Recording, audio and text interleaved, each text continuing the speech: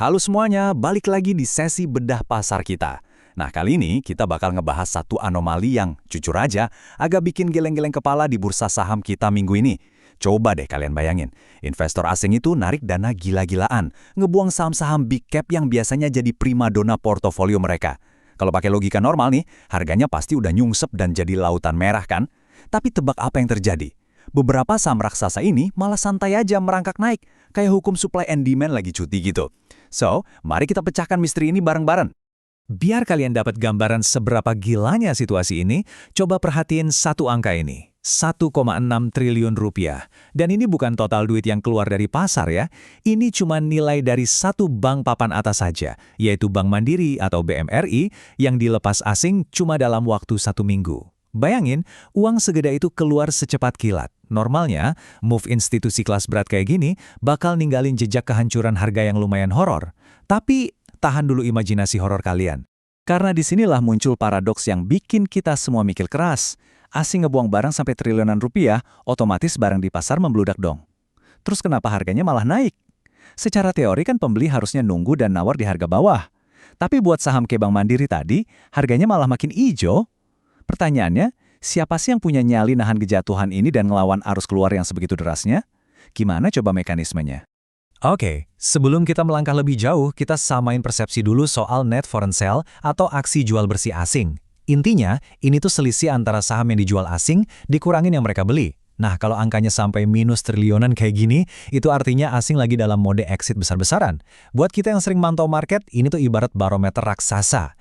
Asing biasanya bereaksi cepat sama sentimen global atau ngerem gara-gara kebijakan makro tertentu. Jadi, net sell segede ini itu benar-benar sinyal alarm langsung dari luar negeri. Tapi yang paling menarik, pasar kita ternyata nggak ngerespon kepanikan ini secara rata. Jomplang banget malah. Di satu sisi, ada bank-bank tangguh kayak BMRI dan BBCA yang kelihatan kebal banget.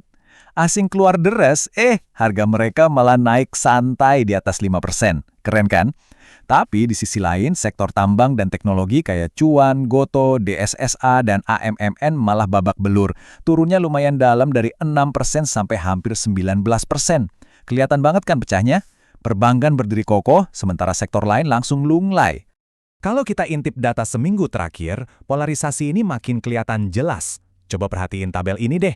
BMRI dan BBCA emang jadi juara 1 dan 2 buat urusan dibuang asing, tapi harganya tetap asyik menghijau.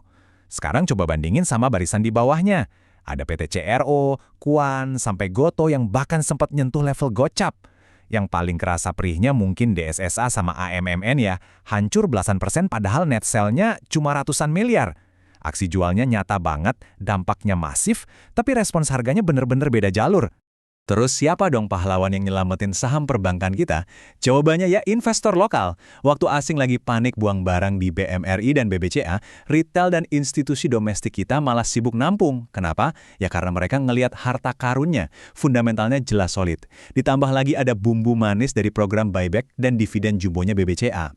Buat investor lokal kita, kepanikan asing ini bukan kiamat, tapi malah ibarat pesta diskon gede-gedean buat ngumpulin aset blue chip. Asing ketakutan, lokal malah asik cuci gudang. Sayangnya, nyali besar investor lokal ini nggak ikut ke bawah ke sektor tambang dan energi. Ceritanya beda nih guys, risiko fundamentalnya beda jauh. Saham tambang itu kan sensitif banget ya sama berita makro, mulai dari fluktuasi harga komoditas dunia, ketegangan geopolitik, sampai nilai tukar rupiah yang lagi lemas. Jadi wajar aja sih kalau investor lokal kita mikir 2 kali buat nangkep pisau jatuh waktu asing kabur dari sektor ini. Risikonya dinilai kelewat ngeri pas awan mendung makroekonomi masih gelayutan. Nah, dari semua drama market minggu ini, kita bisa tarik 4 pelajaran penting nih. Pertama, ingat ya, nggak semua aksi jual asing itu artinya kiamat. Kedua, ternyata emang sektor tambang jauh lebih gampang goyah kena angin luar. Ketiga, asing keluar itu biasanya murni dipicu sama sentimen global, bukan cuma karena ada masalah di dalam negeri. Dan yang keempat, ini yang paling penting. Kekuatan investor domestik kita sekarang udah bener-bener nggak bisa dipandang sebelah mata lagi. Biar lebih clear kita bedah sedikit poin ketiga tadi. Sering kan kita langsung suudzon, mikir negara kita lagi jelek banget kalau asing lari. Padahal uang asing keluar itu seringkali murni karena ketidakpastian di tingkat global. Misalnya nih, pas eskalasi konflik di Timur Tengah makin panas, atau urusan dagang global yang lagi labil. Kalau udah gitu, manajer investasi global otomatis bakal pencet tombol risk off. Mereka narik cash dari emerging markets kayak Indonesia, sekedar buat ngamanin likuiditas ke aset yang lebih aman, bukan karena kinerja perusahaan kita yang jelek ya. Dan ini ngebawa kita ke fakta yang paling bikin merinding dari obrolan kita kali ini. Mitos kalau bursa kita itu cuma disetir sama asing, sekarang udah basi. Kemampuan memperbankan kita buat tetap rally waktu dibuang asing senilai 1,6 triliun, itu jadi bukti nyata kalau investor domestik kita udah naik kelas. Mereka punya modal tebal, ngerti cara baca fundamental, dan yang pasti punya nyali buat jadi penahan kejut alias shock absorber saat dana asing kabur. Ini tanda kedewasaan pasar modal kita yang luar biasa banget. Tapi tunggu dulu, saya tetap wajib ngingetin prinsip utama kita semua. Do your own research, alias DYOR. Semua tren yang kita bahas di sini murni buat edukasi ya, bukan bisikan atau ajakan buat langsung borong bank atau ngejauhin tambang. Pasar saham itu kan pada dasarnya soal probabilitas, dan selalu ada risiko kehilangan modal. Jadi pastikan kalian selalu jadi investor yang rasional. Keputusan investasi harus selalu pakai analisis matang kalian sendiri. Jangan bergerak cuma gara-gara ikut-ikutan FOMO atau panik sesaat. Jadi, ngelihat pergeseran kekuatan ini, di mana domestik udah berani nantang arus asing, pertanyaannya sekarang ada di kalian. Gimana kalian bakal merespon ini? Apakah kalian masih bakal jantungan tiap kali ngelihat label net foreign sale merah menyala di layar? Atau justru kalian bakal mulai berani nyari peluang diskonan yang fundamentalnya terbukti bagus? Pilihan ada di tangan kalian guys.